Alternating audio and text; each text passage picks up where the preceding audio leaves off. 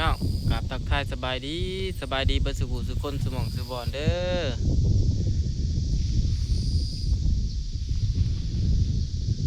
มื้อนี้ก็เป็นมื้อวันที่6ที่7อะไรพี่น้องเอ้ยเนาะถึงเวลานัดหมายแล้วพี่น้องเอ้ยคลิปนี้ก็สิเป็นคลิปสุดท้ายแล้วพี่น้องสิได้พาพี่น้องมาเบิ่งกันวิวบรรยากาศงามๆแบบนี้เนาะกับสระบัวหนองบัวใหญ่พี่น้องเอ้ยอยู่เกาหลีพี่น้องเนาะแล้วก็เป็นมื้อสุดท้ายของพ่อน้องเดือนพร้อมพี่น้องเอ้ยเนาะที่ได้อยู่นี่พี่น้องตอนนี้ก็เวลาก็5 โมง6 โมงแรงแล้วพี่น้องเอ้ยเดี๋ยวมันก็ค่ำก็มืดแล้วก็สิบ่ได้เห็นอีกเนาะเพราะว่ามื้อเช้าพี่น้องเอ้ยเพิ่นนัดไปตั้งแต่เช้าพี่น้องนัดไปตั้งแต่3 โมงเช้าป๊าดที่โตยังมืดอยู่ได้พี่น้องเอ้ยเท่าแก่สิไปส่งอยู่ศูนย์เนาะพี่น้องตอนนี้กับบรรยากาศก็กำลังดีพี่น้องเอ้ยอยู่หน้องบัวกันเลยกำลังห่มเริ่มมันสิก็เริ่มไล่ห่มมาแต่พูดเรื่อยๆเนาะแล้วมันก็สิเบิดแดดเท่านี้ก็ได้คนเดือก็สิพาเลาะพาส้มพี่น้องเอ้ยบรรยากาศก่อนกลับบ้านพี่น้องเนาะแล้วก็มีFCคอมเมนต์เข้ามาให้กำลังใจเนาะพี่น้องขอบบุญขอบคุณเด้อเนาะเบิดทุกคนเนาะที่คอมเมนต์เข้ามาพี่น้องเอ้ยรูปบรรยากาศสิประมาณนี้แหละคุ้มนุกฮักกะมาแต่หมากพี่น้องเมื่อกี้นี่ไปหมากแล้วก็เห็นธงก็ได้ธงใหม่พี่น้องเอ้ย ได้กระเป๋าใหม่เนาะอันนี้เป็นกระเป๋าเก่าที่แม่นางเดือนเอาให้เนาะพี่น้องเสียมาไหวใส่มากระทุนหนังสติ๊กพี่น้องเอ้ยได้ธงใหม่แล้วเนาะอยู่บ่รถไปซื้อของที่จำเป็นที่สุดพี่น้องเอ้ยก็คือพวกยาดมพี่น้องเวลาเขาเดินทางไกลน่ะนี่เนาะพอน้องเดือนนี่แบบขาดบ่ได้เลยนะพี่น้องเอ้ยมันต้องได้ใส่ตลอดเนาะเพราะว่าเขาเมารถพี่น้องมันต้องได้ใส่ยาดมมันจังสีซอยได้ฮักกะมาแต่หมากพี่น้องไปหมากคนเดียวเหมือนหมู่กับไปแล้วตอนแต่เช้านี่เนาะตอนเดือนมาทันได้ไปเนาะพี่น้องก็เลยไปซื้อขนมข้าวต้มแน่พี่น้องเอ้ยเตรียมไปกินอยู่สนามบินเพราะว่าเขาไปถ่าขึ้นเครื่องอยู่พุ่นกับจักชั่วโมงเนาะเขาก็ยันมันเฮิงนะพี่น้องยันหิวเขาพี่น้องเอ้ยถ้าเขาไปซื้อสนามบินกับแพงพี่น้องถ้าเขาไปแต่เก่าเนาะมันก็2 เท่า3 เท่าจากห้างค้าทั่วไปพี่น้องเอ้ยของกินอยู่สนามบินเนาะแต่ว่าเพิ่นจะเอาขึ้นไปบ่อเท่านั้นแหละพี่น้องเอ้ยถ้าเขาประจับออกอะจะได้เอาเขาไปกินเนาะ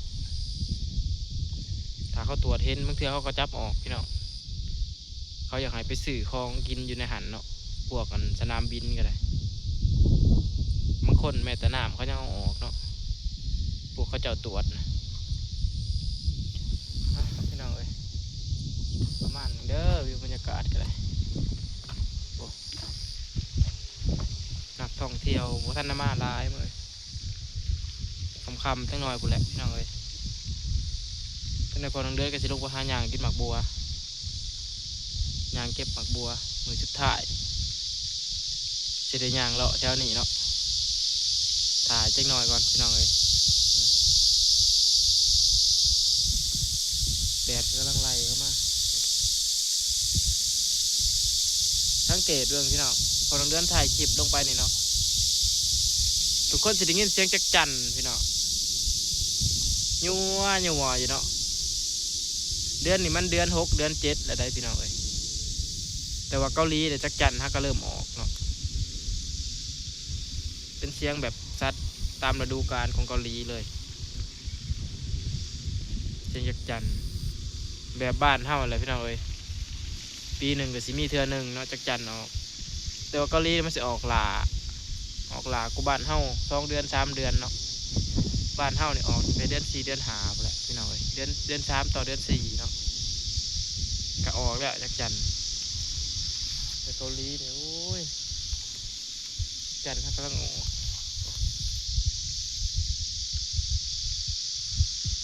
อ่ะพี่น้องเอ้ยเดี๋ยววันเดือนสิลงไปหา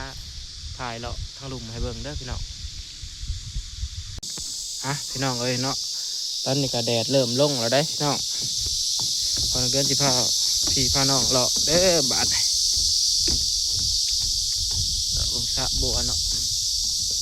ตอนนี้แดดก็เริ่มพลอยลงแล้วตอนนี้18:30พี่น้องเอ้ย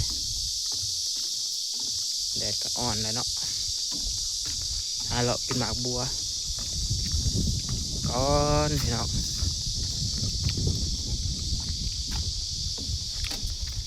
อันนี้หลายคนคิด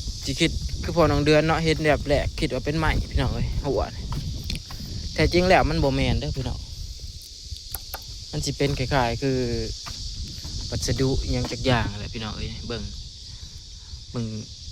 คล้ายๆคือปูนแต่ว่าเขามาเห็ดเป็นลายหินอ่อนอย่างนี้นะพี่น้องแล้วก็มาเกือบสีอีกบาทหนึ่งพี่น้องเอ้ยเบิ่งเขาเห็ดสำเร็จรูปมาเนาะต่อหัวต่อน็อตจากข้างในโบแมนใหม่แน่นอน100%พี่น้องเอ้ยแต่ว่าพื้นพี่น้องพื้นเป็นใหม่หัวโบแมนเนาะ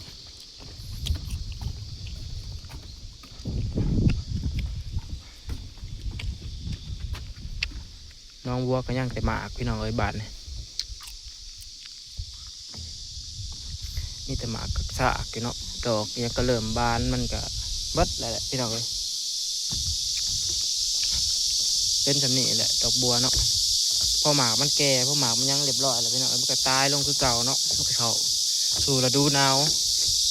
เป็นวงจรนี่ไปเนาะปีหน้าพุ่นแหละวันนี้กับพี่น้องเอ้ยจึงจะได้เห็นดอกแบบเต็มงามๆอีกเนาะแต่ว่าพี่น้องเอ้ยปีหน้านี่บ่ฮู้ว่าพอน้องเดือนสิได้มาตกอยู่เมืองนี่อีกหรือบ่เนาะเฮาก็ยังบ่แน่ใจพี่น้องเอ้ยใจหนึ่งก็อยากไปกับแม่น้องเดือนพี่น้องเพราะว่าแยกกันมานี่ก็2-3 ปีแล้วพี่น้องเอ้ย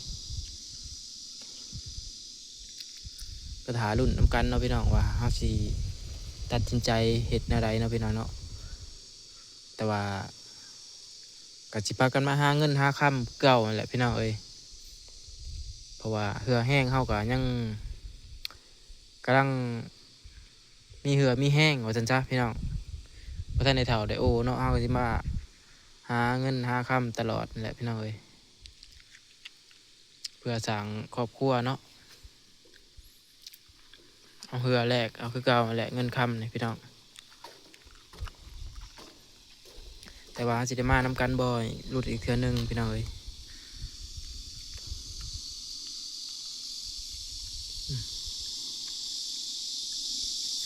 เห็นว่าพี่น้อง6:30แล้วเนาะแต่ว่าตะเว้นนั่นยังอยู่ปลายภูบ่ได้พี่น้องเอ้ยยังอยู่ยอดภูบ่เกาหลีเนาะก็สิเป็นประมาณนี้แหละพี่น้องโอ้ยเบิ่งน้ำพุพี่น้องเอ้ยคักอะลีโอ้คือสิเย็นจ่วยๆพี่น้องเอ้ยน้ำพุ คันลงไปอาบได้นี่คือสิเย็นจ่วยๆเนาะ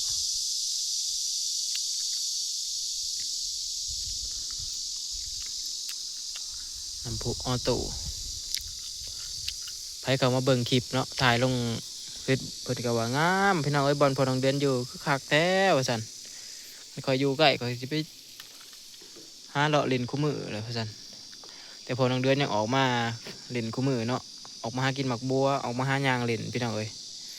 นี่บรรยากาศรอบๆก็สิประมาณนี้พี่น้องเอ้ยวิวนะคักเนาะพี่น้องพอน้องเดือนหมุนในเบิ่งเนาะ360 องศาไปเลยพี่น้องเอ้ยเพื่อนบนพอน้องเดือนอยู่หลังคันสระเลยพี่น้องเอ้ย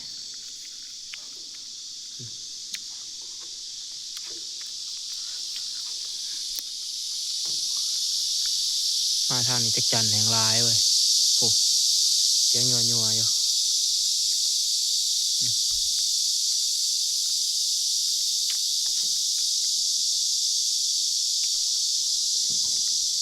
มาณนี้เด้อพี่น้องพี่น้องเนาะสุดท้ายนี่ก็ไปเขามาเบิ่งแล้วก็อย่าลืมกดไลค์กดแชร์เด้อพี่น้องหรือว่าคอมเมนต์เข้ามาให้กำลังใจพอน้องเดือนได้เด้อพี่น้องเลย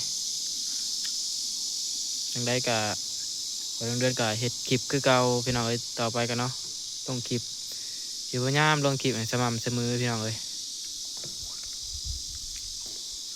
พอกันคลิปหน้าอีกพี่น้องกราบสบายดี